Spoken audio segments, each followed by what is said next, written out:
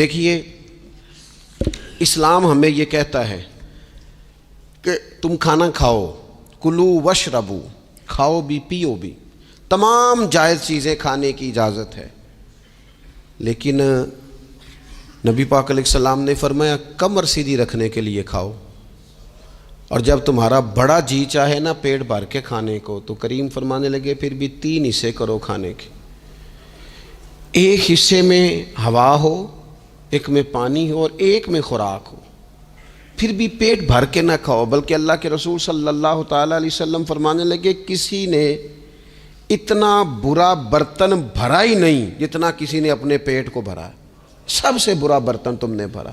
زیادہ کھائیں گے خواہشات زیادہ پیدا ہوں گی، زیادہ کھائیں گے نیند زیادہ آئے گی، زیادہ کھائیں گے غفلت زیادہ طاری ہوگی۔ لیکن کچھ لوگوں کا مقصد زندگی کھانا ہے، صبح کی پلاننگ الگ ہے، دوپہر کی الگ ہے، شام کی الگ ہے۔ آپ حیران رہیں گے کہ آپ اس ملک میں رہتے ہیں جس میں سب سے بہترین بزنس ہوٹل چلانے کا بزنس ہے، کھانے پینے کا کام کرو، یہ بھی بنا لو یہ بھی بنا لو، اچھا بھلا کھا پی کے اس کے بعد فاسٹ فوڈ کا آرڈر دے دیا جاتا ہے، اور کھانے کے بعد کتنی ساری چیزیں۔ اب تو یہ میں کچھ عرصے سے دیکھ رہا ہوں، اچھا بھلا کھانا کھاتے ہیں اس کے بعد چائے کے ساتھ بسکٹ آ جاتے ہیں۔ میرا ایک غریب گھر سے تعلق ہے، ہم تو اس وقت چائے کے ساتھ بسکٹ کھاتے تھے، رس کھاتے تھے جب روٹی کوئی نہیں ہوتی تھی، یا روٹی کھانے کا پروگرام نہیں ہوتا تھا، کوئی پرہیز چلتی تھی۔ لیکن اب وہ لوازمات چائے کے ساتھ، اب تو لوگ چائے کا، اب جی آپ کا کھانا نہیں پکانا چائے پکانی ہے، تو چلو ٹھیک ہے چائے پک گئی، اب وہ چائے پک رہی ہے، اس کے ساتھ جناب بھنا ہوا گوشت پڑا ہے، اس کے ساتھ پیزا آ گیا ہے، اس کے ساتھ فلانی چیز آ گئی، یہ کیا ہے جی؟ اچھا پھر وہ خواہش بھی ہوتی ہے بعض میزبانوں کی کہ اب یہ تعریف بھی کریں، وہ سارا کچھ رکھ کے تو ساتھ یہ بھی کہہ رہے ہوتے ہیں تو چونکہ روٹی ڈاک چھڑی سی، لہذا پھر ہم نے نا یہ سارا کچھ کیا ہے۔ یعنی وہ کہہ رہے ہوتے ہیں کہ مہمان اب یہ کہے کہ او ہو آپ نے تو بڑا تکلف کر دیا ہے، اس کی کیا ضرورت تھی۔ تو کئی مہمان میری طرح کے بڑے پکے ہوتے ہیں، جو روز کے مہمان ہوتے ہیں نا بڑے پکے ہوتے ہیں، وہ تعریف شریف کوئی نہیں کرتے، وہ صاف ہی بات کرتے ہیں کہ تسی ایک شے رکھ دے تے اسی بھی چج نال کھا لیں دے۔ اب تو یہ چکھنے چکھانے کا ہی ماحول ہے، کوئی ایک رکھتے یا ہماری مرضی کی رکھتے یا پوچھ لیتے کہ اس ٹائم روٹی کھانی ہے تو چلو ہم کھاتے۔ یہ لوازمات ہیں، یہ تکلفات ہیں، اس میں گھر والے بھی تکلیف میں، پیسہ بھی بعضوں کا ضائع۔ آپ کھانے کے لیے زندہ نہ رہیں، زندہ رہنے کے لیے کھانا کھائیں، اپنی طبیعت میں بوجھ نہ بنائیں کسی قسم کا۔ نبی پاک صلی اللہ تعالیٰ علیہ وسلم نے مومن کی شان پتہ کیا بیان کی؟ فرمایا کافر اور منافق 7 آنتوں سے کھاتا ہے اور مومن 1 سے کھاتا ہے۔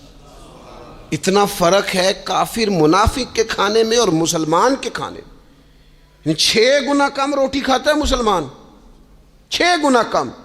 حضرت عمر فاروق ملک کے شام میں حضرت ابو عبیدہ بن جراح سے ملنے کے لیے گئے تو کہنے لگے اتنی دور سے آیا ہوں، شپا سالار اور روٹی تو کھلا۔ تو انہوں نے اپنے بیگ سے رات کا خشک ٹکڑا کھانے کا نکالا اور پانی کا پیالہ دے کے کہنے لگے عمر یہ لو کھا لو۔ تو حضرت فاروق اعظم کہنے لگے یہی وہ مزیدار روٹی تھی جس کے لیے میں تیرے پاس آیا تھا، یہی وہ کھانا تھا، میں تلاش کر رہا تھا کہ یہ تمہیں ملے گا۔ کدھر گئے وہ لوگ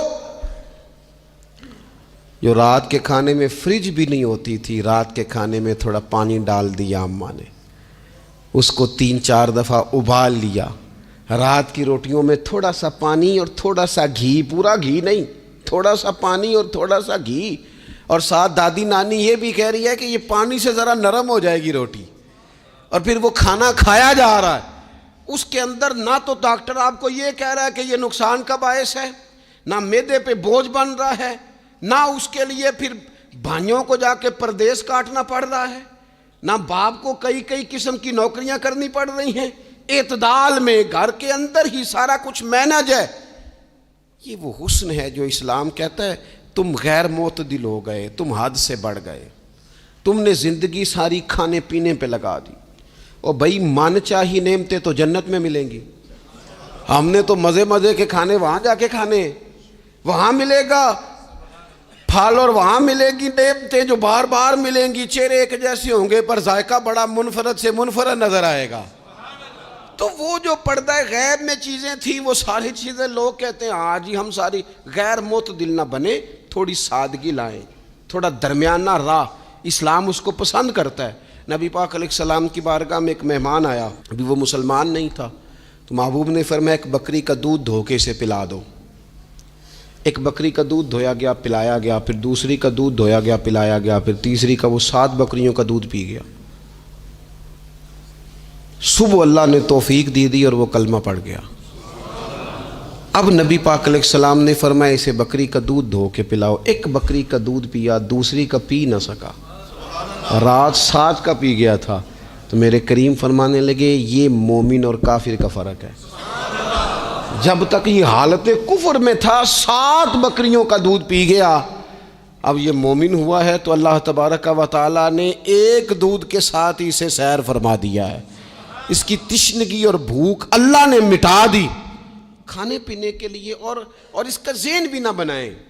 میں جانتا ہوں جن گھروں میں بچے اس مزاج کے ہو جاتے ہیں، اس طبیعت کے ہو جاتے ہیں کہ آج یہ کھانا ہے، کل وہ کھانا ہے، پرسوں وہ کھانا ہے، وہ پھر کھانے پینے میں سارا وقت گزرتا ہے۔ پھر وہاں دیکھا ہے کہ اماں بیچاری باورچی خانے میں ہی رہتی ہے، پھر وہاں صرف ایک ہی سلسلہ ہے کہ کھاؤ کتنا کو کھا سکتے ہو۔ تو معتدل رہیں۔